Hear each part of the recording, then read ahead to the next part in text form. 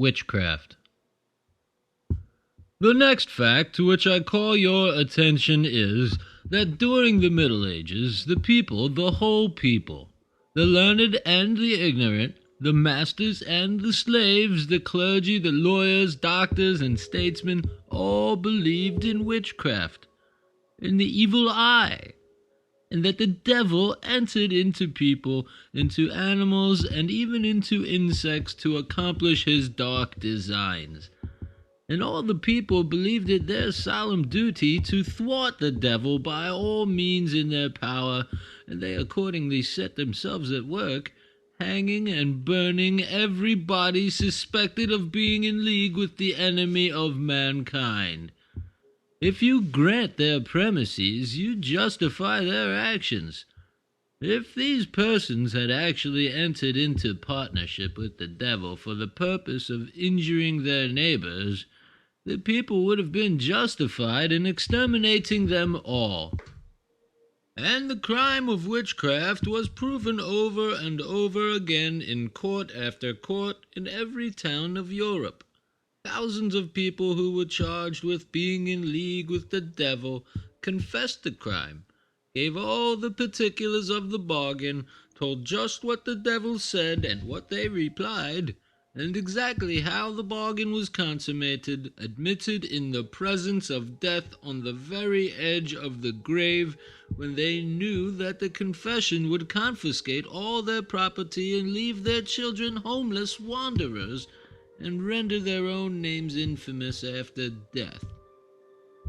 We can account for a man suffering death for what he believes to be right.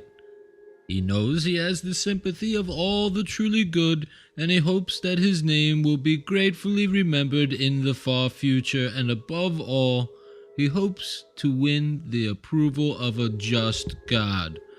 But the man who confessed himself guilty of being a wizard knew that his memory would be execrated and expected that his soul would be eternally lost. What motive could then have induced so many to confess? Strange as it is, I believe that they actually believed themselves guilty. They considered their case hopeless. They confessed and died without a prayer. These things are enough to make one think that sometimes the world becomes insane and that the earth is a vast asylum without a keeper. I repeat that I am convinced that the people that confess themselves guilty believed that they were so. In the first place, they believed in witchcraft, and that people often were possessed of Satan, and when they were accused, the fright and consternation produced by the accusation in connection with their belief often produced insanity or something akin to it, and the poor creatures charged with a crime that it was impossible to disprove, deserted and abhorred by their friends, left alone with their superstitions and fears, driven to despair, looked upon death as a blessed relief from a torture that you and I cannot at this day understand. People were charged with the most impossible crimes. In the time of James I, a man was burned in Scotland for having produced a storm at sea for the purpose of drowning one of the royal family. A woman was tried before Sir Matthew Hale, one of the most learned and celebrated lawyers of England, for having caused children to vomit crooked pins. She was also charged with nursing demons. Of course, she was found guilty, and the learned judge charged the jury that there was no doubt as to the existence of witches, that all history, sacred and profane, and that the experience of every country proved it beyond any manner of doubt, and the woman was either hanged or burned for a crime for which it was impossible for her to be guilty. In those times they also believed in lycanthropy, that is, that persons of whom the devil had taken possession could assume the appearance of wolves. One instance is related where a man was attacked by what appeared to be a wolf. He defended himself and succeeded in cutting off one of the wolf's paws, whereupon the wolf ran and the man picked up the paw and, putting it in his pocket, he went home. When he took the paw out of his pocket, it had changed to a human hand, and his wife sat in the house with one of her hands gone and the stump of her arm bleeding. He denounced his wife as a witch. She confessed the crime and was burned at the stake. People were burned for causing frosts in the summer, for destroying crops with hail, for causing cows to become dry, and even for souring beer. The life of no one was secure. Malicious enemies had only to charge one with witchcraft, prove a few odd sayings and queer actions to secure the death of their victim. And this belief in witchcraft was so intense that to express a doubt upon the subject was to be suspected and probably executed. Believing that animals were also taken possession of by evil spirits, and also believing that if they killed an animal containing one of the evil spirits, that they caused the death of the spirit, they absolutely tried animals, convicted and executed them. At Basel in 1474, a rooster was tried, charged with having laid an egg, and as rooster eggs were used only in making witch ointment, it was a serious charge, and everyone of course admitted that the devil must have been the cause, as roosters could not very well lay eggs without some help. And the egg having been produced in court, the rooster was duly convicted, and he, together with his miraculous egg, were publicly and with all due solemnity burned in the public square. So a hog and 6 pigs were tried for having killed and partially eaten a child. The hog was convicted and executed, but the pigs were acquitted on the ground of their extreme youth. As late as 1740, a cow was absolutely tried on a charge of being possessed of the devil. Our forefathers used to rid themselves of rats, leeches, locusts, and vermin by pronouncing what they called a public exorcism. On some occasions, animals were received as witnesses in judicial proceedings.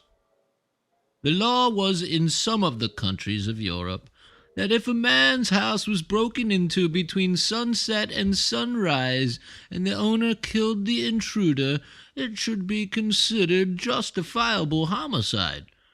But it was also considered that it was just possible that a man living alone might entice another to his house in the night time, kill him, and then pretend that the victim was a robber. In order to prevent this, it was enacted that when a person was killed by a man living alone and under such circumstances, the solitary householder should not be held innocent unless he produced in court some animal, a dog or a cat, that had been an inmate of the house and had witnessed the death of the person killed.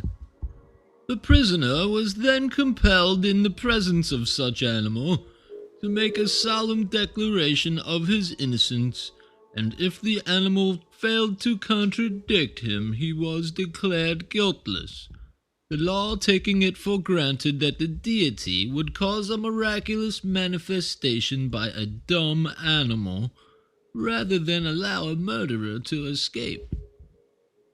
It was the law in England that anyone convicted of a crime could appeal to what was called coarsened or morsel of execration. This was a piece of cheese or bread of about an ounce in weight, which was first consecrated with a form of exorcism, desiring that the Almighty, if the man were guilty, would cause convulsions and paleness, and that it might stick in his throat, but that it might, if the man were innocent, turn to health and nourishment. Godwin, the Earl of Kent, during the reign of Edward the Confessor, appealed to the corsand, which sticking in his throat produced death. There were also trials by water and fire. Persons were made to handle red-hot iron, and if burned, their guilt was established.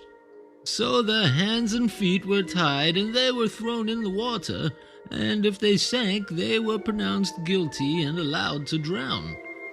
I give these instances to show you what has happened and what will always happen in countries where ignorance prevails and people abandon the great standard of reason. And to show you that scarcely any man, however great, can free himself of the superstitions of his time. Kepler, one of the greatest men of the world and an astronomer second to none, although he plucked from the stars the secrets of the universe, was an astrologer who thought he could predict the career of any man by finding what star was in the ascendant at his birth. This infinitely foolish stuff was religiously believed by him merely because he had been raised in an atmosphere of boundless credulity. Tycho Brahe, another astronomer who has been and is called the Prince of Astronomers, not only believed in astrology, but actually kept an idiot in his service whose disconnected and meaningless words he carefully wrote down and then put them together in such a manner as to make prophecies, and then he patiently and confidently waited their fulfillment. Luther believed that he had actually seen the devil, not only, but that he had had discussions with him on points of theology. On one occasion, getting excited, he threw an inkstand at His Majesty's head, and the inkstain is still to be seen on the wall where the stand was broken. The devil, I believe, was untouched. He, probably having an inkling of Luther's intention, made a successful dodge. In the time of Charles V, Emperor of Germany, Stofflerer, a noted mathematician and astronomer, a man of great learning, made an astronomical calculation according to the great science of astrology, and ascertained that the world was to be visited by another deluge. This prediction was absolutely believed by the leading men of the empire not only, but of all Europe. The Commissioner General of the Army of Charles V recommended that a new survey be made of the country by competent men in order to find out the highest land. But as it was uncertain how high the water would rise, this idea was abandoned.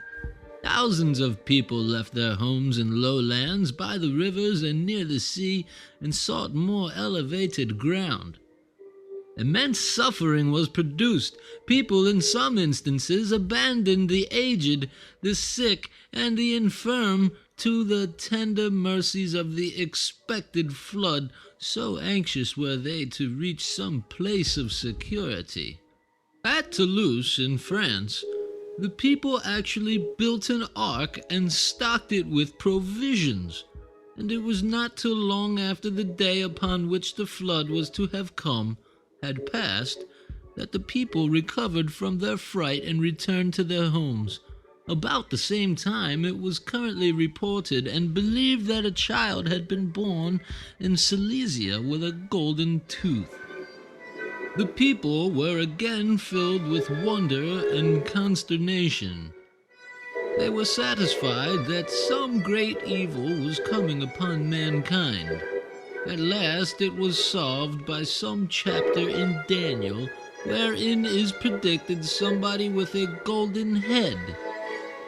Such stories would never have gained credence, only for the reason that the supernatural was expected. Anything in the ordinary course of nature was not worth telling. The human mind was in chains. It had been deformed by slavery.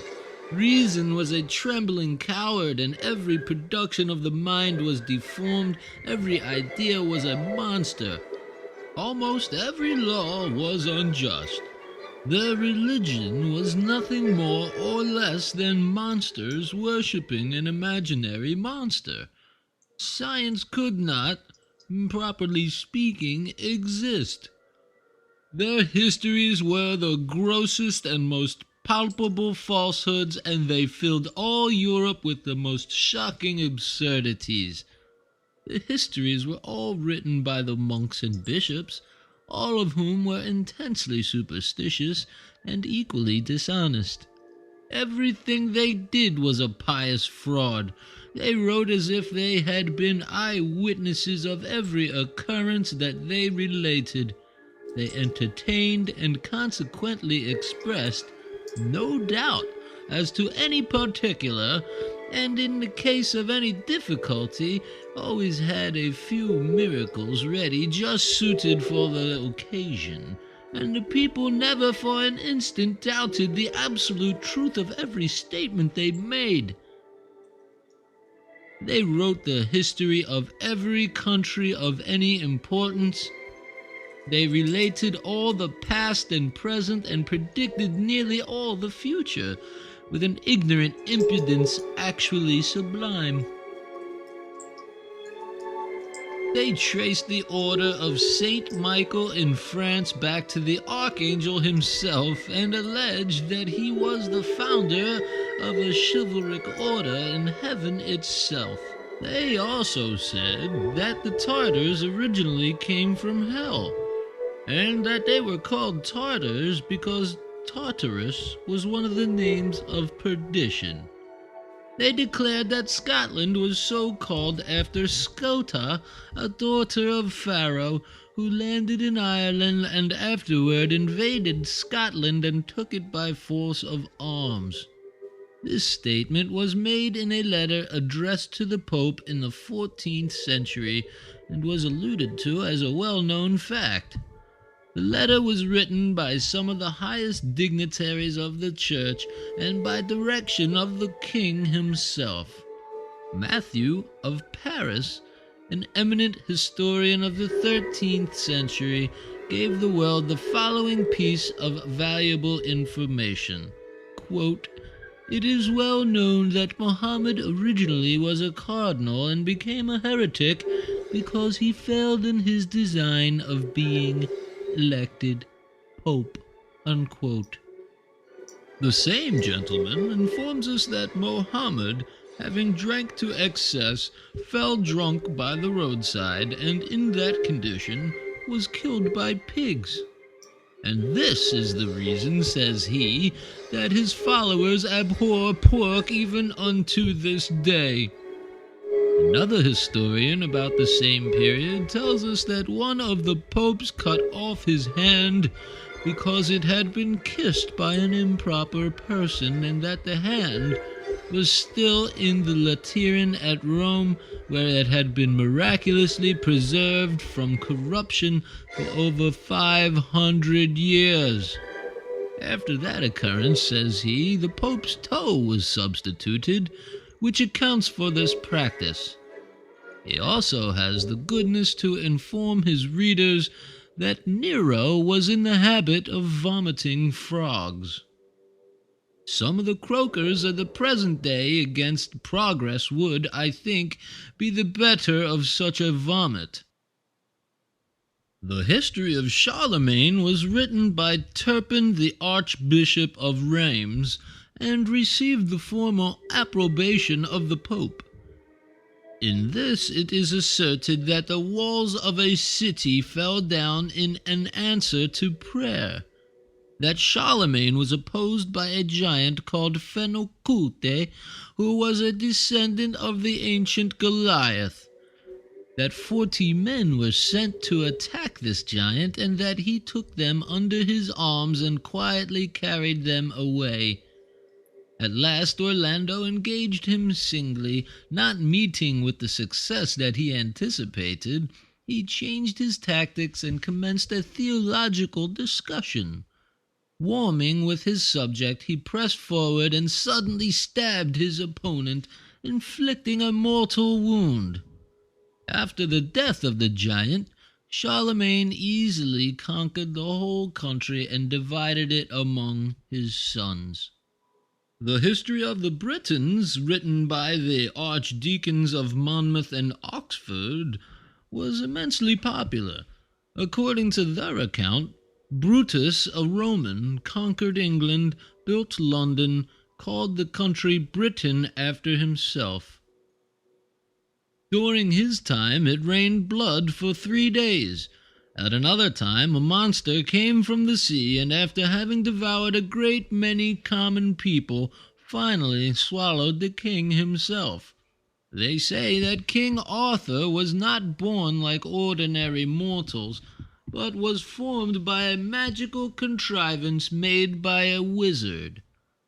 That he was particularly lucky in killing giants, that he killed one in France who used to eat several people a day, and that this giant was clothed with garments made entirely of the beards of kings that he had killed and eaten.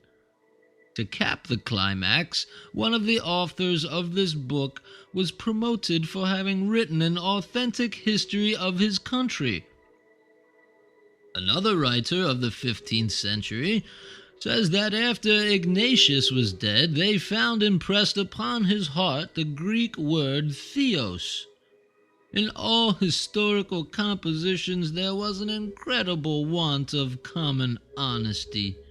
The great historian Eusebius ingenuously remarks that in his history he omitted whatever tended to discredit the Church and magnified whatever conduced to her glory. The same glorious principle was adhered to by most, if not all, of the writers of those days. They wrote, and the people believed, that the tracks of Pharaoh's chariot wheels were still impressed upon the sands of the Red Sea and could not be obliterated either by winds or waves.